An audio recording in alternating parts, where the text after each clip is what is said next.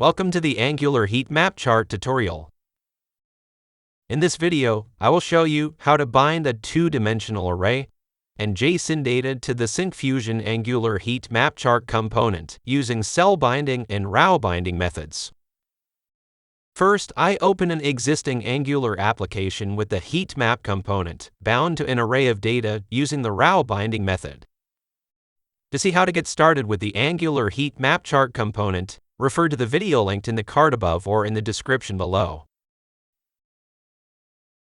Next, I run this application using the command ng-serve to show the initial demo.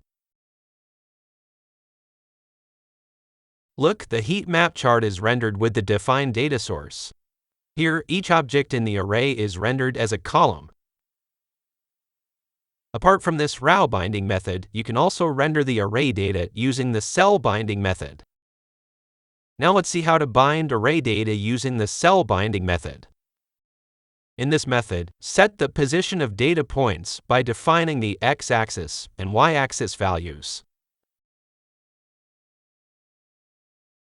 I modify the existing data source with two-dimensional array objects. Each object in the array represents the x-axis, y-axis, and the appropriate data point.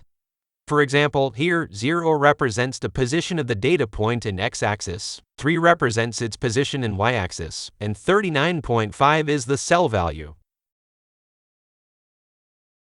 Let me modify the string arrays x-axis and y-axis based on the data source.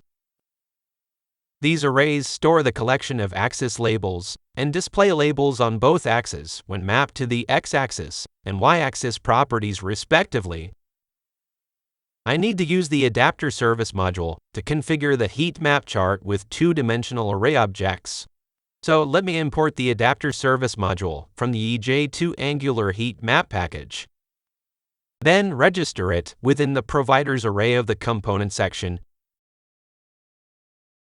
I define an object named data source settings and set the adapter type property to cell. Since the two-dimensional data source is bound, set the isJSON data property to false.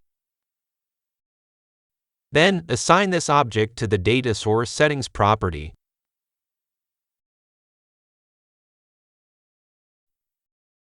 Look, the heat map chart is rendered using the cell binding method.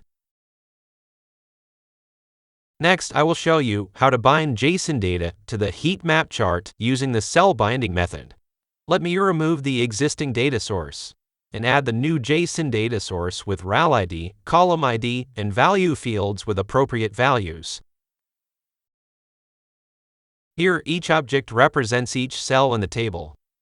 Row ID represents the position of the x-axis, column ID represents the position of y-axis, and value represents the appropriate cell value.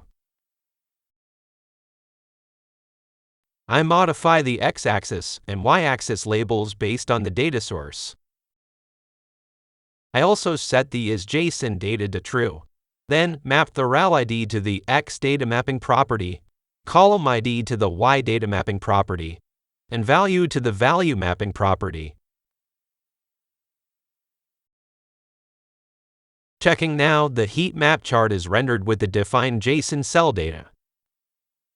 Similarly, you can bind the JSON data to the heat map chart component using the row binding method.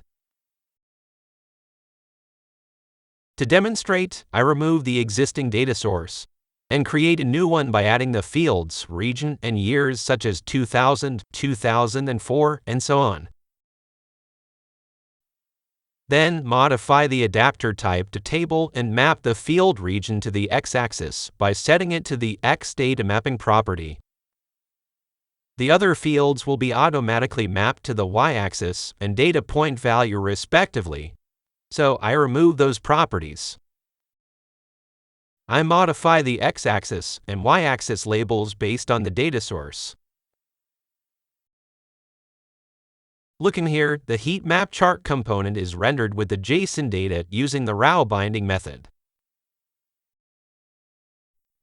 Let's wrap up this video. We have seen how to bind an array and JSON data to the Syncfusion Angular HeatMap Chart component using the cell binding and row binding methods. You can download the example used in this video from the GitHub link in the video description. I have also provided a link to see if you qualify for a free license key to use our Angular components through our community license. If you found this video useful, please like and subscribe to our channel. Thanks for watching.